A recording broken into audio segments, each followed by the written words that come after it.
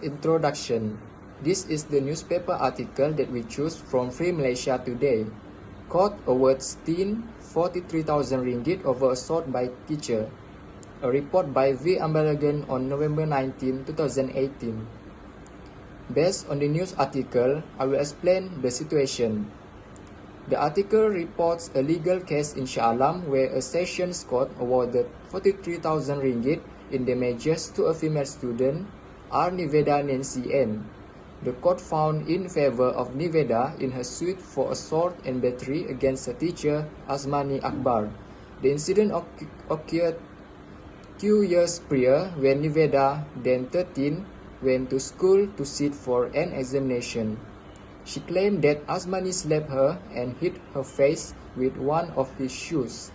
The court dismissed Azmani's counterclaim for malicious prosecution and awarded Niveda 40,000 ringgit in aggravated and exemplary damages, 3,000 ringgit in general damages, and additional 203 ringgit in special damages. The student also received 17,000 ringgit in costs. The article mentions the involvement of the school principal and the government of Malaysia as defendants. Azmani was acquitted in the magistrates court, but prosecutors have filed an appeal in the High Court. Niveda receives treatment at Sedang Hospital, diagnosed with soft tissue injury and bleeding in the ears. Element of battery according to the case. First one, the intention of the defendant to apply force. The defendant need to has intention to slap and hit plaintiff and cause damage. According to article, the defendant has slapped and hit the plaintiff with his shoe. The action committed by the defendant was his intention to cause damage on plaintiff. For example, in the case of Scott and Shepard, a lighted squib was thrown by the defendant into open market. A picked it up and threw it upon B, who then picked it up and threw it away. The squib hit the plaintiff, whereupon it burst into flame. The court held the defendant liable on trespass to person. The second element of battery. The act was under the defendant's control. The act of a defendant must be in control. There is no accident happen during the situation happen. The defendant directly slapped and hit the plaintiff according to the article. For example, in the case of Gibson and Pepper, 1695, the defendant was riding a horse when someone hit the horse from behind, causing the horse to bolt.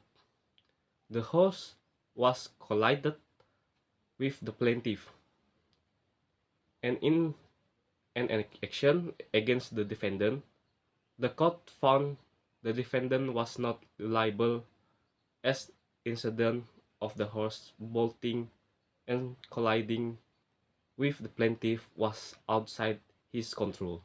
Next, I will be talking about the third element of the battery, which is contact or application of force occur. The defendant applied force on the plaintiff's body. The plaintiff also mentioned that the defendant slapped her when she went to school to sit for examination. The plaintiffs also said that the defendant also took one of his shoes and hit her face. Plaintiff has suffering damage because of the defendant action. Plaintiff has suffering soft tissue injury and bleeding in the ears.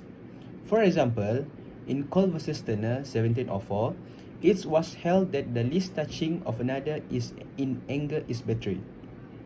If two or more persons meet in a narrow passage and without violence or design of harm, the one touches the other gently, it will be no battery.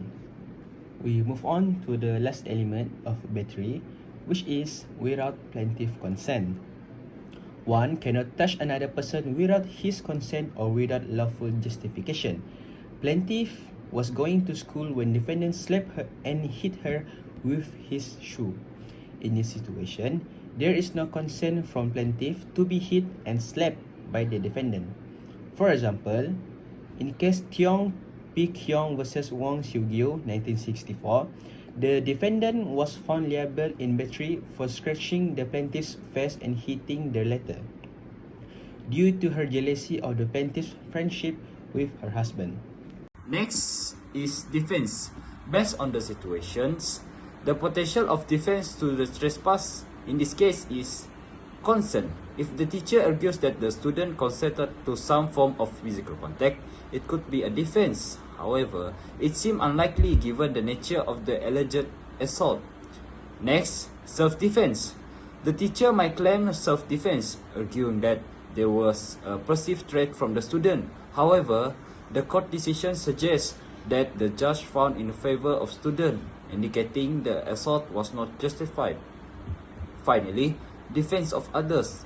If the teacher claimed to be protecting others from harm, this could be a defense. However, it would be depends on the specific of the situation and the judge's assessment of the evidence. Given that, the court awarded damage to the student and dismissed the teacher counterclaims.